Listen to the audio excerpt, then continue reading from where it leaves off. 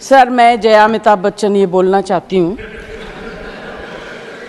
मैं कलाकार हूँ, बॉडी लैंग्वेज समझती हूँ, एक्सप्रेशन समझती हूँ। और सर, मुझे माफ़ करिएगा, मगर आपका टोन जो है is not accept. We are colleagues sir, you may be sitting on the chair. मैं माननीय शिवराज सिंह जी चौहान। माननीय सभापति महोदय, यह सदन केवल ईंट और गारों का भवन नहीं है, लोकतंत्र का पवित्र मंदिर है।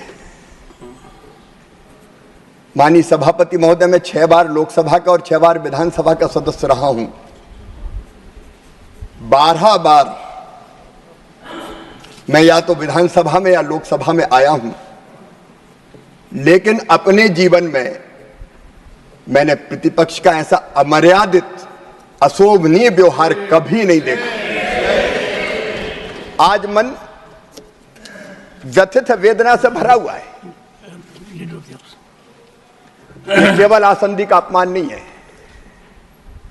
ये देश के लोकतांत्रिक मूल्यों का अपमान है, ये लोकतंत्र का अपमान है, ये संविधान का अपमान है। और गैर जिम्मेदार प्रतिपक्ष आज ये सिद्ध हो गया है कि देश को अराजकता में झोंकने का प्रयास कर रहा है। माननीय सभापति महोदय, हम लोग उत्तर के लिए आते हैं तो केवल प्रश्नकर्ता का जवाब नहीं देते, हम वो जवाब जनता के लिए भी देते हैं। लेकिन आज प्रश्नकाल में ये जो व्यवहार किया है, सचमुच में इसका दूसरा कोई उदाहरण नहीं मिलता।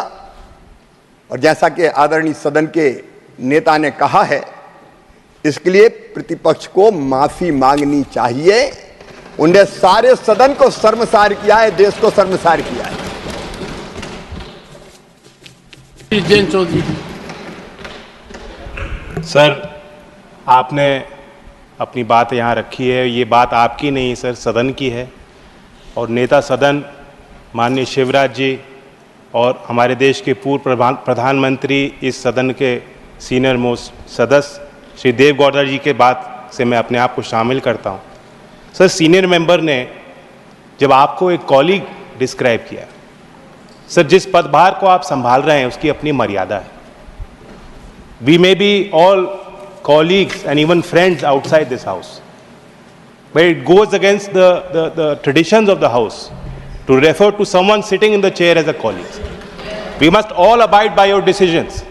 और आप खुला संवाद करते हैं सर, चेयर पे बैठ के आप सदस्यों को मौका देते हैं, अवसर देते हैं। जो आज आपने यहाँ बात रखी है, खास तौर से इमरजेंसी जो देश के लिए काला दौर था, ये सभी नौजवानों को, पूरे देश भर के लोग इस बात को देखें, इससे हमें सबक सीखना चाहिए।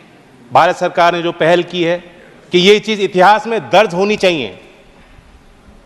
हम रिवीजन नहीं कर सकते, ये देश के इतिहास का हिस्सा है, लेकिन उस इतिहास को जब तक हम जानेंगे नहीं तो बार बार ऐसी गलती दोहराने के लिए हम मजबूर होंगे। जो भी आपका फैसला, निर्णय होगा, मैं तो ये अपील करता हूँ कि सख्ती होनी ही चाहिए।